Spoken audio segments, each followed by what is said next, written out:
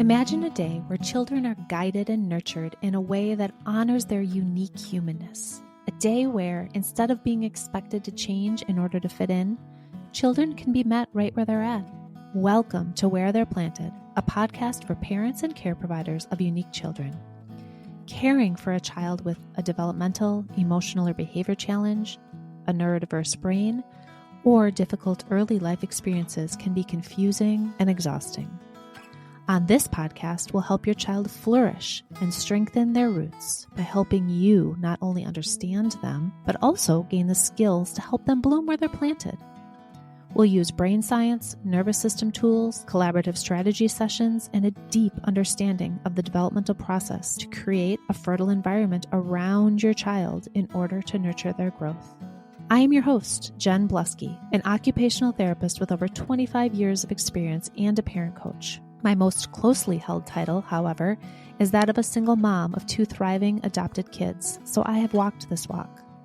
I am truly excited to share, teach, and dive into these important topics on each episode. Welcome back to Where They're Planted. I am Jen Bluske.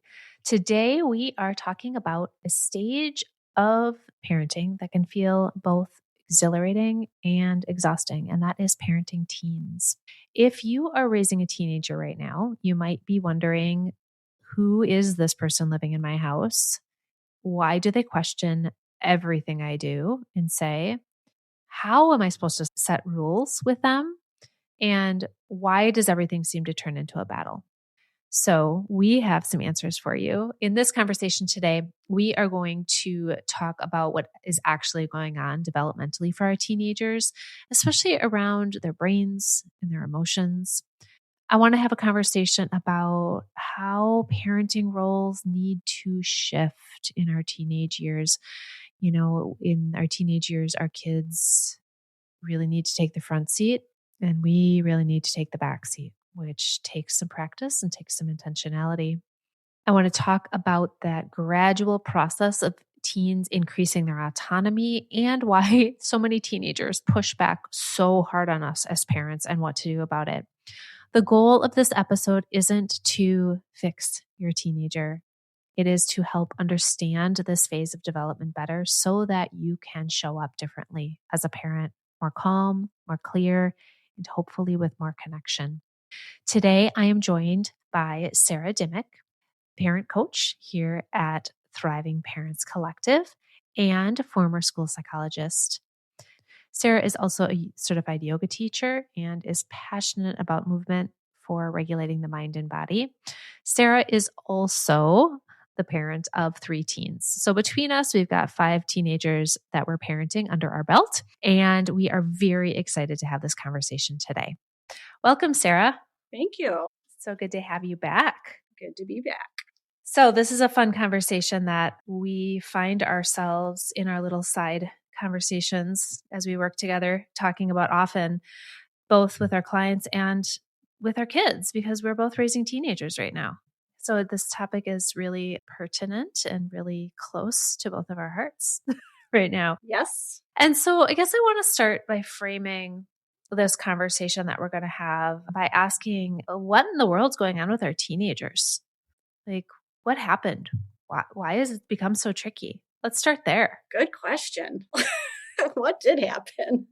Woo! Oh my goodness. Well, one of the things I try to remind myself of daily, probably multiple times a day, is that there really is brain restructuring going on. That this is very internal. This is a process that is supposed to happen. There is the pruning of old brain neurons that they don't need and the rebuilding. And wow, is that messy? So I'm trying to keep that in mind.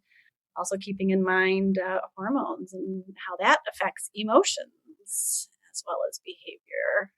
And sometimes that will help me not take it all so personally. Yeah. Sometimes it doesn't, but we try.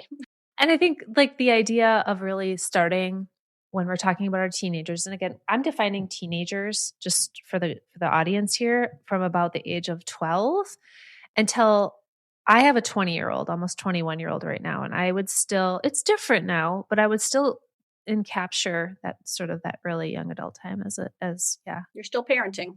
We're still parenting and it's still, I'm starting to see him pop out the other side, but there's moments, right? There's moments where you can still see there's just a lot going on developmentally, and there's a lot going on in the brain. And, I talk to parents about this a lot around, if you're raising, well, not always, but, often we've also parented through toddlerhood, and how those teenage years sometimes seem somewhat similar. So let's talk about that for a minute. Like, where are those like similarities to our toddler years, and then why? To me, it's you have the gas before you have the brakes. So in our toddlers, we just have big emotions, and they have zero strategies or skills for managing that. So of course we see meltdowns and yelling and crying, and it is kind of similar with our teens. They are in their restructuring, getting the gas before the brakes again. Yeah. And what I see in the getting the gas of the teens is it's both the emotionality, but it's also this intense fight for autonomy Yeah. and fight for independence when, again, there's a lot of gas there, but not a lot of brakes around, like, is this way of expressing autonomy useful or not? Yep. Right? Yep. And so I love your saying of gas before brakes, because in our we literally see that in our teenagers as they're, sometimes learning to drive, the idea of like, did you think ahead at all with keeping yourself safe in this car? I mean, like literally sometimes that's what we're looking at. And so I think that autonomy piece, yeah. Is huge. And we sort of expect it with 2-year-olds. We expect them to have the meltdowns and the behaviors. And somewhere along the way, we stop expecting it. And so when it comes back as teenagers, it's even sort of more challenging. It feels like you have some verbal skills now. So you should just be able to tell me calmly what you want and need. And it still doesn't happen.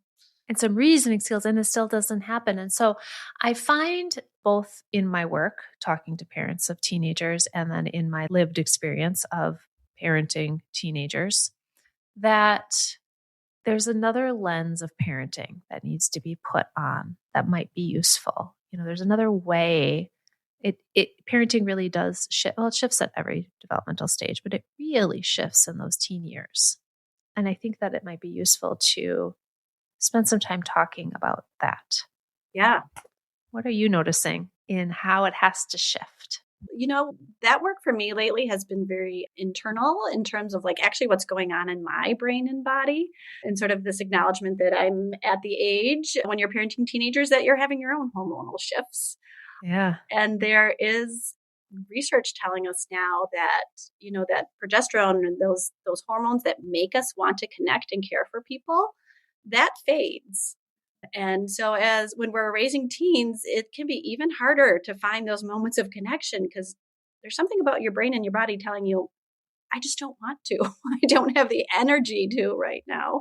And so having to give myself a lot of grace when I feel that way, when I feel like I just want to be done. I don't have it in me to reach out again. And so trying to sort of frame that as like, that's actually pretty normal in terms of what biologically is happening to me. But then also, is that a space for, we need to let our kids go, right? And so this is part of that disconnection that allows that to happen. Yeah.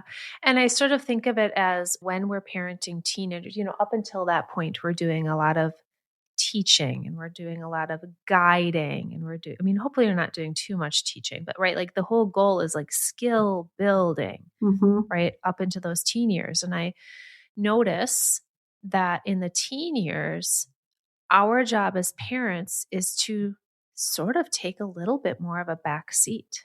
Yeah. Right. It's to notice when things maybe didn't go right or well, to put some boundaries in place because teenagers still need boundaries, but we don't get always a say in a whole lot of their lives anymore. Yeah. And that shift that you said, like the hormones of women in sort of a menopause age, how like I think it's oxytocin is like shutting down a little bit, which is the connection hormone, how we're, biologically pulling back a little bit. And then our role in parenting teenagers is truly to pull back a little bit. And the anxiety that sometimes produces when you watch your teenager do something that, is maybe a little sketchy, or maybe isn't the way that you would do it or would want them to do it, or watching them fail, Yep. or watching them miss a deadline that's really important after you've reminded them 42 times and haven't experienced that personally at all. No, never. Mm-hmm. And like what that means in our parenting of teens is that's exactly where we're at with them. How do we frame that? How do we frame the shift we make, and then the story about letting some things not go sometimes so great? Yeah. I don't know. What are your thoughts on that? I'm working through that one myself. The first thing that came to mind was just my own anxiety, right? And I sort of really need to be aware of where that is coming from, because if I let anxiety run the show, I do not make great parenting decisions. And so if I'm having a lot of anxiety about my kids' behavior, I'm more likely to want to try to control, which does not go well for any of us. But for me, it's been this, is my anxiety coming from this place of, I'm actually afraid other parents are judging me if they see my kid do that? Ooh. Or am I afraid for my kids' social success out in the world? Or am I afraid that this means I have failed as a parent if my kid doesn't do this, this, and this? So, I mean, all of those anxieties are really valid and they are there. And I just need to become aware of like, which one's playing in right now? And then where can I go? Yeah. And I think that there's such a reckoning inside ourselves as parents when our children might be going down a bit of a different path than we intended. Yep. Right? Again, because they're different humans than us. And this one might be, our kids are choosing to do different activities than we thought, or choosing to stop doing some activities that we thought they were going to do. This might be that our children are choosing to outwardly express themselves differently than we, would have preferred, for a lot of, and then going through this one personally with an acquaintance where their teenager is wanting to cut all their hair off and bleach it, in, I think, attempt for autonomy, right? And individuality, and sort of that knee jerk, like, what are you doing? Right? Yeah. You'll never get a job like that. Right? Like, you can't look like that. Yes. And, when you really like dig it back, is A, do we have control over it? B, what's the underlying reason the teenager is doing it? And can we actually connect around that versus the fear of, oh my goodness, they're going to look outside of what I sort of thought in my mind? Yeah. Yeah, it is probably a constant battle for me not to compare my childhood to my kids' childhoods, right? Like, I would have never done that as a teen. Or, boy, when I was a teen, I was up at 6 a.m. to take myself to swim practice, and my kids can't take themselves anywhere. Sort of that idea of like, they're not doing it the way I did it, and somehow that's not okay with me. So that's definitely a battle. But yes, I, as a kid, would have been mortified to have blue hair. Everyone's looking at me. And yet there are kids who do it proudly, and it is a self-expression, and yeah, go you. Right. And that is an important part of their development. Yeah. A very important part. Maybe they won't like it in a few months. And that's also an important part of their development. Right. Right. There are no mistakes in the world. There's only learning opportunities, really, in some way. Mm-hmm. And so, as we're kind of bantering back and forth about like this idea of like, a lot of our role is backing off. A lot of our role is managing our own sort of stories, anxiety, in the idea of how we shift our roles. I think that it's important then to talk about how we can and how we do engage and how we do still guide our teenagers, but it looks pretty different for teenagers. Mm-hmm. What are your thoughts as we start to talk about what can we do then? What do we do? Yes. What can we do? Yeah. What makes sense? I used to sort of have this boundary. I was done parenting at like 9 p.m. Like, don't ask me for anything. I need to be done. But you know what? My oldest, about 10 p.m. is the time he decides he wants to connect and talk. And so I work really hard to make myself available. Just like, okay, put down my book, put down my phone, whatever it is, and see if I can connect. even though it's much later than I would like it to be. So it's finding the little moments, and every once in a while, can there be the bigger, right, trip or event? The bigger moments. It's that finding connection, but the connection has to shift. I think it's interesting that you brought up the 10 p.m. daily download, because I also noticed that with both of my teenagers. There's just this moment when, and I truly think it's because of the brain pruning. Mm-hmm. I do, where like the processing happens and suddenly like they've got it processed enough where they have to share now. And I noticed that myself, that when either of my kids were in that place of like, I'm ready to share now, I dropped literally everything. I missed everything, because those moments, to get the moment of true connection, I just needed to be available when they were. That doesn't mean that I would drop everything to do what they wanted, right? That's different. Correct. Right? It's not like, mom, go get me McDonald's. That's a no, right? That's a boundary.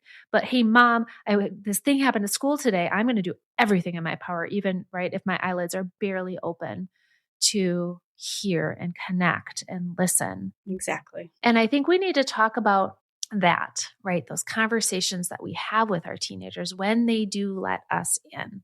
I also noticed a shift with that. When they're younger, it feels like there's more opportunity to sort of like reflect and then give some ideas or give even some cheering on. And I noticed that for my teenagers, that very much doesn't work.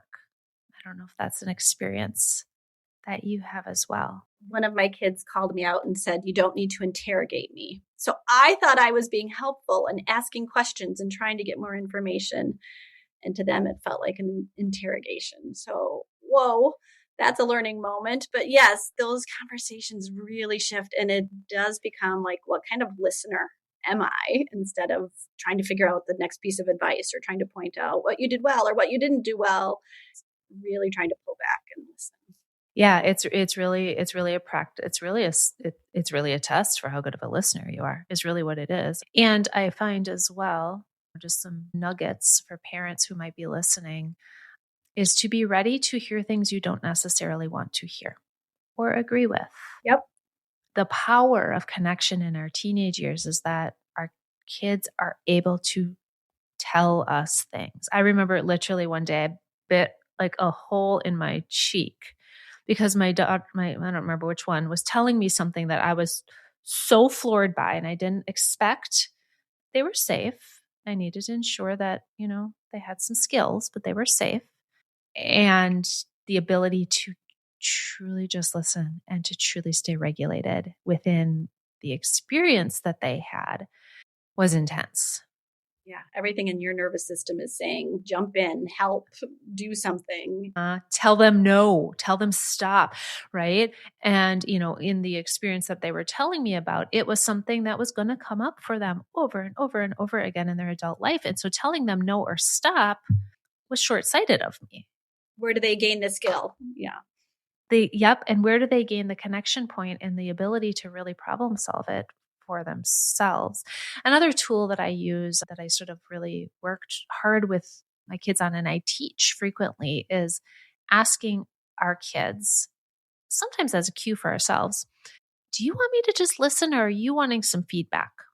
And now it's interesting because my daughter can call me on it. She's like, I just said I needed you to listen. Thank you. Mm-hmm. Yes, you are correct. We have clarified that. You asked to just be listened to, and I am trying to regulate myself by fixing whatever problem you have. Yes. Right? I mean, really, that's what it's about. It's about us trying to regulate ourselves by fixing their problem. Our problem isn't their problem anymore. I find that communication is huge. I often will share with parents, I try to use it myself. I'm not so good, but I will share with parents the idea of the acronym WAIT, so WAIT, and it stands for why am I talking? And so get really clear on why you're talking before you jump in. Often I find myself wanting to win or prove a point, and that does not go over well with teenagers. So if I can stop myself and say, why am I talking? I have a better chance of having that real connection in communication, which is good practice for both of us. Yeah, I think it's huge. The other strategy that I sometimes think about, I have parents who are like, well, how do I then, teach them how to really have boundaries in relationships? How do I teach them then how to take care of themselves, move their bodies, right? I've started really talking to parents more about our best teacher for our teenagers is our modeling. They're watching us even more so, I would say, than when they're younger. They're watching. They're watching us for how to become adults at that point. And that ability to model exactly what we're expecting or what we're hoping or what we're trying to teach, the value, the skill we're trying to teach is so powerful. And man, does it make it hard, right? It's so much easier just to be like, I need you to go move your body 30 minutes a day. I don't want to though. No, I'm good. I'm going to sit here on my phone, but you go, get your exercise. I know. And so that ability to truly model when maybe a relationship doesn't go right, right? When you didn't with your friend or with a partner or with whomever, maybe model like what you're doing and how you made decisions. Maybe model caring for yourself. Maybe model appropriate screen use. Yeah. And when I say model, sometimes it's model it loudly. Yeah. Right? Man, I really don't feel like getting off the couch, but I really have an intention of taking care of my body. So I'm going to go do a 30-minute walk. Mm-hmm. Saying it very loudly in front of your teenager so that they were not going to, probably turn and respond in any way, but they're watching you. Yeah. And so I think that for our teenagers, that ability to model and show, we're doing the same things. We're trying to. We're trying to figure it out. I worked in education for years, and it was that saying, somebody won't remember sort of what you said, but they'll remember how you made them feel. And that can sort of come in handy with teens is that they're not going to listen to every word I say. They're going to maybe hear half of it, but maybe they can feel connected. And I think that also, falls along with modeling, right? It's what did they see me do? How did it feel, for me to handle conflict or to handle a boundary? And then that might be something that they can learn from rather than, I don't have the words for how to create a boundary in a relationship. So how am I going to give my kid the words? But maybe I can model it. Yes. Right. And then, maybe because there's open communication, they can ask some questions around like, wait a second, like, why'd you do that? That was silly. Now there's an opening. Now there's some back and forth that can happen as our teenagers are really watching us. And I appreciated what you said about making the implicit explicit. So, we may be thinking it in our head and maybe we go do the behavior, but really to make it explicit for our kids. So to say, I'm going to get up off the couch and do the thing, or wow, did I mess up at work today? And I'm feeling really stressed about it. So you know what? I think I need a shower before I'm ready to go, do the next thing. But just saying those things out loud can be really powerful. It doesn't mean it has to be communication, doesn't mean there has to be a response, but making it explicit can be a great teacher. Yeah, I think there's some power there. I think that we also need to talk a little bit about boundaries, right, for our teenagers. Because I've noticed with so many parents that I work with, and I remember this was a big one, in my parenting as well, is man, are boundaries tricky for our teenagers? And what do they even mean at this age? And like, how do we figure out which ones to set? And gosh, if we're going to set it, how do we like enforce it? Yeah. Right? Yep. When, my kids hit the teen years, it became so clear that I couldn't control them. We can't ever really control another human, but we like to think that we can. But teens make that very clear that you no longer have control. So I have to remind myself that the boundary is what I am willing to do. It is not necessarily what somebody else is going to do because I told them. So if I'm going to set boundaries, and I try not to have too many because then it's a lot more work for me, but what are my basics? Health and safety. These are the boundaries that I will hold. And then how do I enforce that? Well, you're not brushing your teeth. We're not going to have fruit snacks in the house because I can't trust you to brush your teeth. I'm just not going to have the thing here. Is it, you didn't wear your helmet when you were riding your bike? Well, then I'm going to lock up the bike until I know that we can make a better choice. So those are the kinds of things. It gets really hard with teenagers. They spend so much time out of our sight and with choices that they have to make that we're not around to help them. So having some boundaries earlier on can be helpful, and then knowing where you're going to maybe have to give a little bit. I think that that's powerful, where you're going to have to give a little bit, because I find that as well, there's so many ways to support our teenagers, with when they have to be home, where they can go, do they have to tell you where they are? What are they able to do? There's a party coming up this weekend. You know what I mean? Whew, there's just decision points all over the place. And I noticed so many parents just getting like overloaded and like, no, no, no, no, no, no, no, no, no. And then what often happens is, well, teen does it anyway, and now we're in a pickle. Yep. And one thing I really talk to parents about is like settle into what your values are. Like, what are your parenting values? Are they independence? Are they family time? Are they, hard work ethic? What are they? Because for our teenagers, that's going to have to guide us, because we cannot set too many boundaries and still be able to uphold them all. Right. We can try to set them, but we can't enforce. Yes, exactly. And if we're parenting from a connection focus, right? If our goal is to continue to create connection with our children, I want you telling me what's going on. I want you telling me what you did last night. Please tell me what you did last night. I want you coming to me when something happens that feels gross.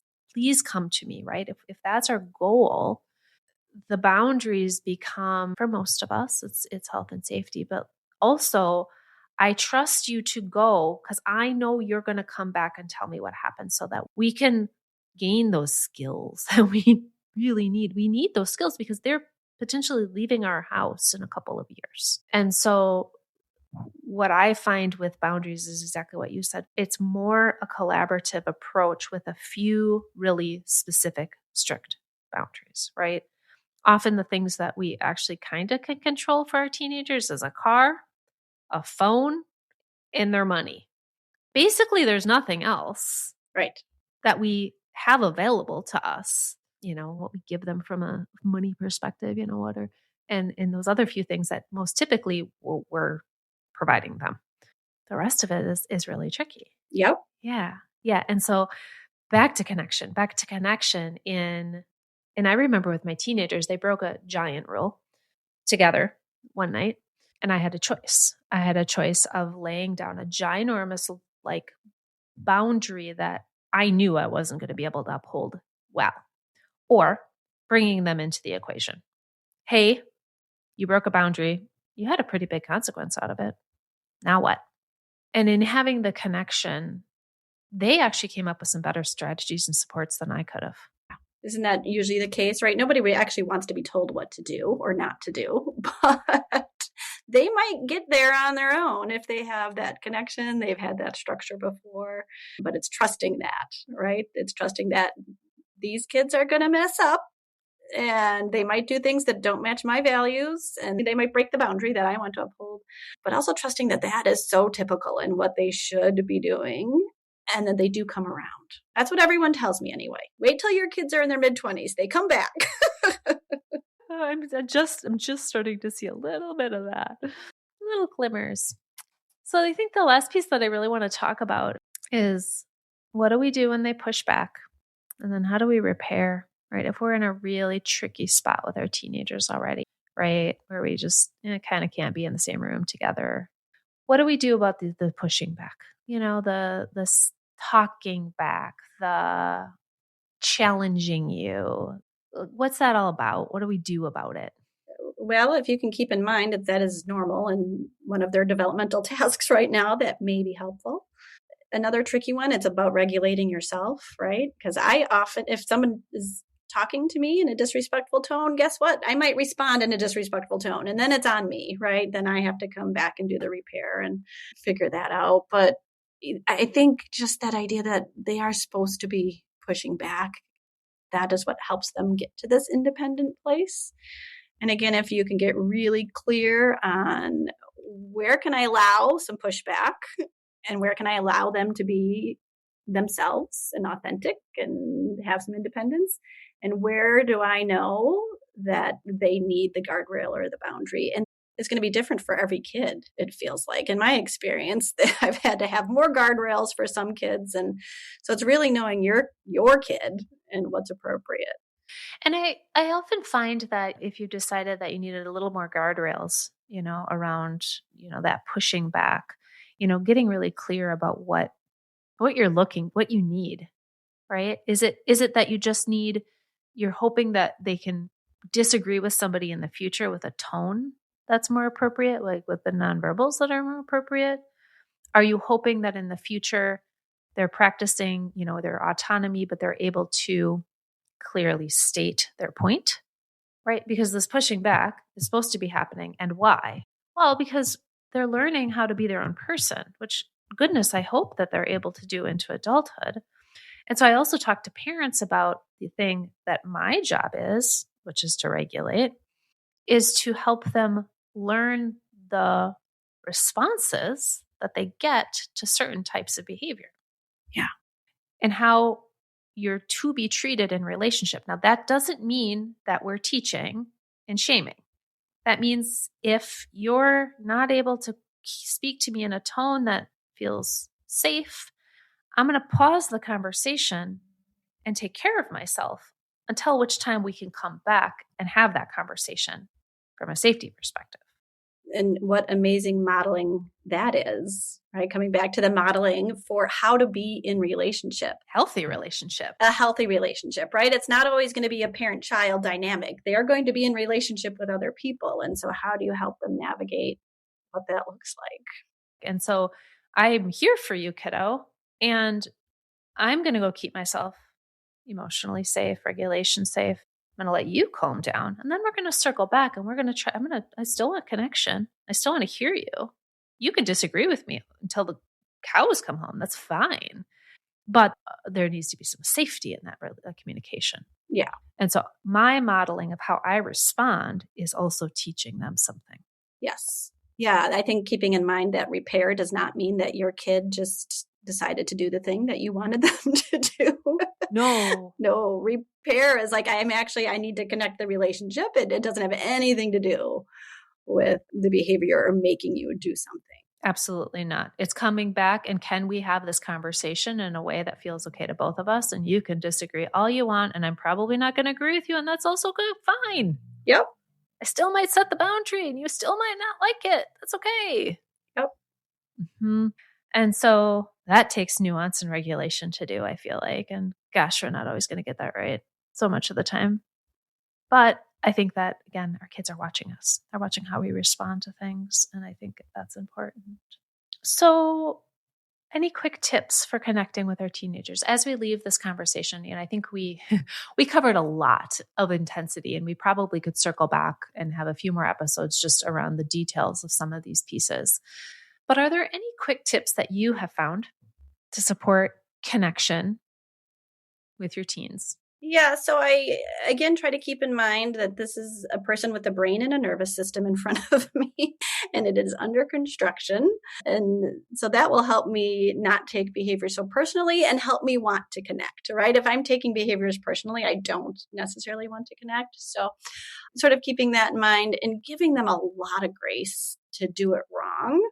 And then guess what? I also get to offer that grace to myself because I am going to do it wrong a lot. When it comes to connection, it is just sort of having that as my foundation. Like, you need grace, I need grace.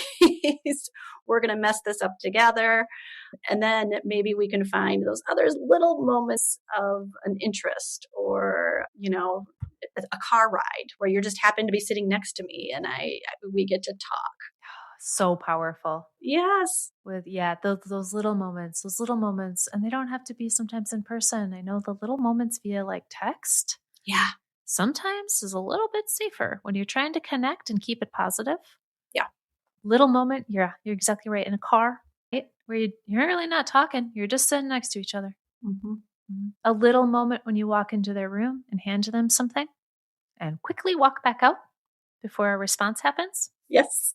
But that's a connection moment. Absolutely. All of those little moments without an agenda, just to let our kids know that we're seeing them and how much work they're doing. Yeah. I worked with a psychologist who her daughter in the teen years sort of stopped speaking to her. Mom was not the person she wanted to talk to. So mom spent a year writing a little note on a Post-it and leaving it somewhere in the house to keep the connection. And guess what? The kid came back, right? Like, it's sort of weathering those storms and finding the connection points. You'll come out on the other end. Yeah, I love it. All right, I think I'm going to leave it there for today. Thank you. Thank you. If this episode spoke to you, we want to let you know that we are offering a new opportunity at Thriving Parents Collective, our Deepening Parent Community. This is a membership community where you can work with a group of like-minded parents to deepen into the practice of parenting with the guidance from both Shannon and I. If you are interested, check out the link in the show notes. We would love to have you. Where They're Planted is a Lit Path Studios podcast and is produced by Jamie Gale and Jen Bluske. Music is by Gaston Reen and Pod 5. Thank you for loving your child right where they're planted.